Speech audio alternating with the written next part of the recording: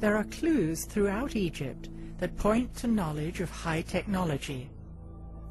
A fascinating thing occurred when a chunk of stone recently fell off a lintel at Abydos Temple, and controversial images resembling a helicopter and other advanced-looking vehicles were revealed under the stone. It would seem that the images were covered in the distant past when things were changing politically in Egypt. Nowadays, Egyptian tour guides are explicitly instructed not to point these out to tourists.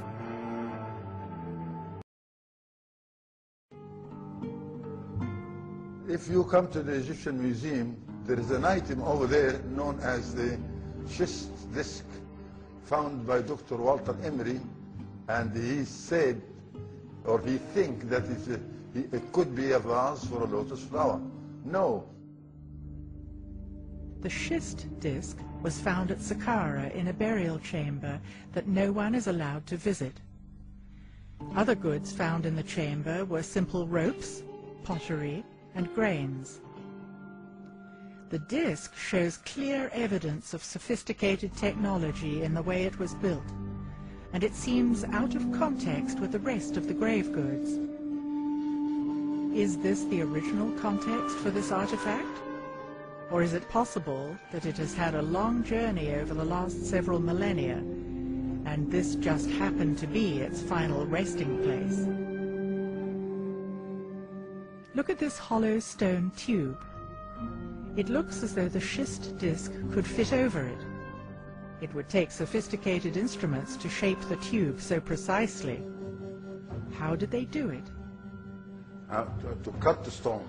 This is by a sonic cut with no metal instruments like bronze chisel or this. No, it's another stone. And this other stone, it's the hardest stone you can find, which is the diamond.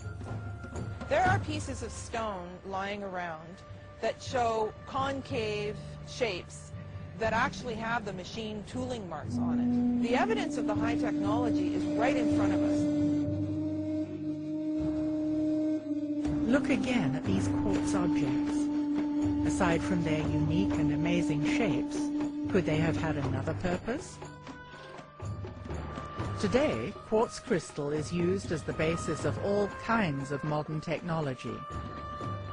It is most commonly used in crystal oscillators. Technology uses oscillating frequencies from tiny quartz crystals that vibrate at certain speeds, with a signature vibration for each device. AM/FM radios, CDs and DVDs, computer processors and Ethernet rely on quartz crystals. Could it be that the ancients were tapping into this technology and using it on a much larger scale, in a way we can only begin to imagine? Of course, we can't say for certain, but based on what we've seen, we can theorize. Energy can be created and manipulated in many ways. It is the lifeblood of a civilization, and therefore an important resource. In Egypt, there are 67 constructions all along the Nile like sails. And for those who has the eye, they can tell from the shape of that construction. The straight form of angles, that is a pyramid or a construction for energy. So here we are on location at Abu Raush, which is a fascinating site in that it's up a mountain. This is a pyramid like no other, open to the air. This site really debunks the theory of pulling stones with rope to get them up on top of a pyramid, in that the stone would have to come up a mountain before it went up a pyramid.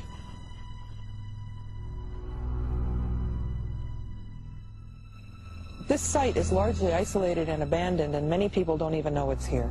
There's no booth, there's no guard, there's nobody up here.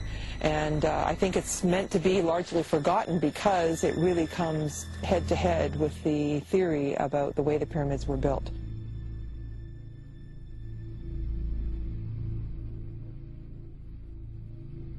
When you look around the site, you see evidence of small stones that are newer, medium stones, and then the ancient large stones.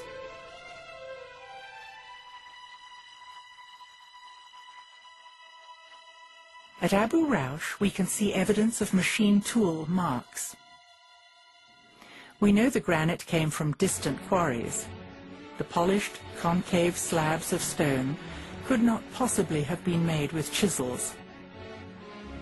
This is not the only example of machine tooling. We're now going to go inside the pyramid. We're walking along this ledge.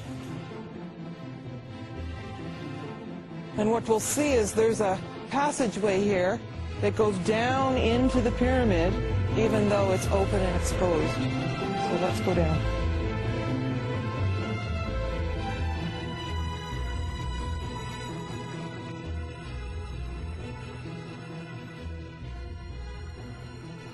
If you stand here, all the way through this area, the stone seems to be blackened, and it's evidence of high heat of some kind. I tend to think this was going on during the ancient times, but it's still very curious. There's a pit here, and the stone's obviously broken, and I think that they were heating something.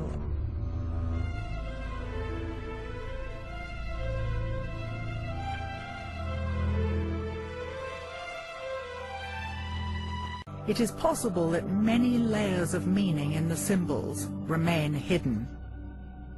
Until now.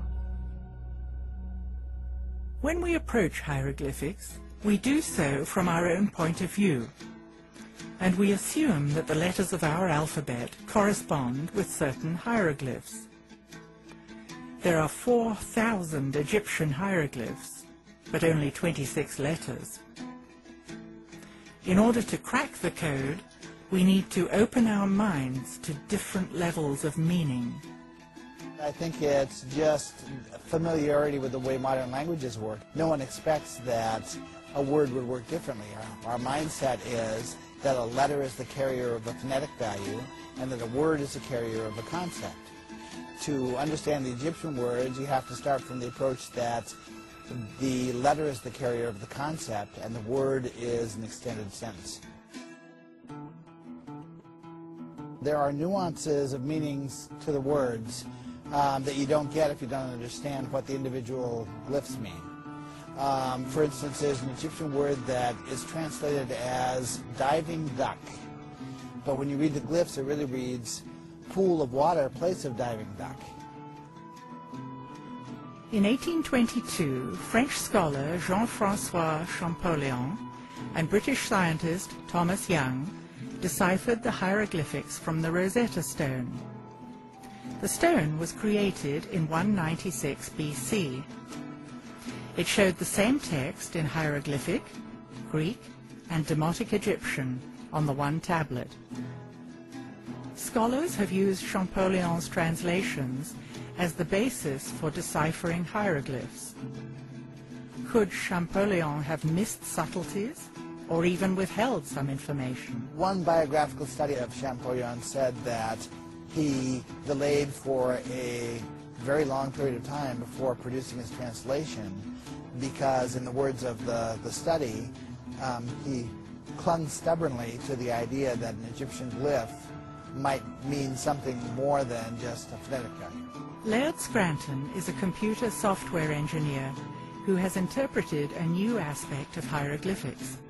Basically, Egyptian hieroglyphic words work more like an acronym in English, like the phrase FYI or an acronym such as CIA or CBS, where anyone who reads English understands that you don't try to pronounce this word.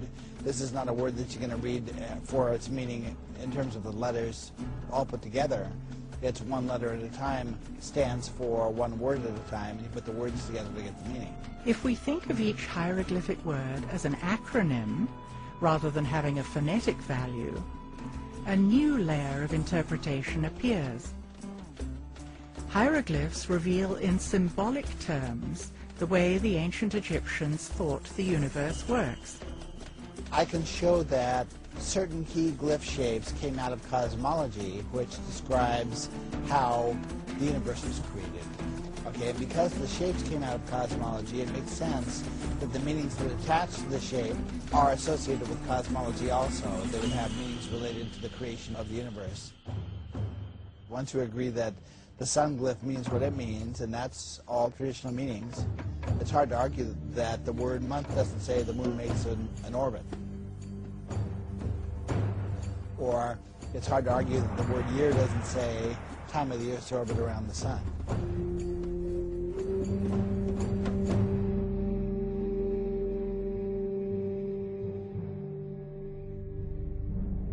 We have seen concrete evidence of high-level technology with laser-cut crystals, polished black basalt floors, and curious and sophisticated instruments, including those that generated energy from sound and light. Looking at the old riverbed, it seems clear that the Nile has migrated over time, and that it once flowed to the east of the pyramids. Round up the usual suspects.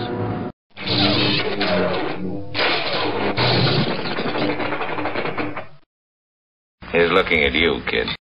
I find your lack of faith disturbing.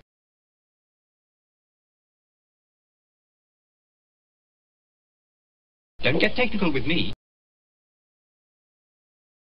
I'd stick my neck out for nobody.